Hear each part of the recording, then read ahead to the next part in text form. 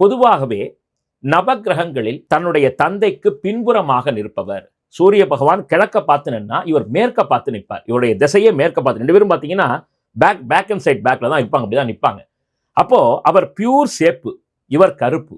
அதனால கொள்கை ரீதியாகவே பார்த்தீங்கன்னா ஆளும் தலைமை, அரசியல், அரசாங்கம் இதற்கெல்லாம் பொறுப்பேற்கக்கூடியவர் சூரிய பகவான். அப்படின்னா தொழிலாளிகள், உழைக்கும் வர்க்கம், தாழ்த்தப்பட்ட, பிற்படுத்தப்பட்ட, ஒடுக்கப்பட்ட பழங்குடியின மக்களுடைய ஒரு உருவகமாக இருக்கக்கூடியவர் சனி பகவான். இன்னும் முக்கியமா சொல்ல போனால் திருநங்கைன்னு சொல்றோம் இல்லையா, அவர்களை எல்லாரும் உதாசீனம் பண்றாங்க, சொல்லக்கூடாத வார்த்தைகளை எல்லாம் சொல்றாங்க. அவர்களுடைய மொத்த வடிவமே சனீஸ்வர பகவான் தான். அவரையே திருநங்கை என்றுதான் வரலாறு சொல்கிறது. அதனால் தான் ஆணுமல்லாத பெண்ணுமல்லாத நகும்சக கிரகமாக சனி பகவான் பேசப்படுகிறார்.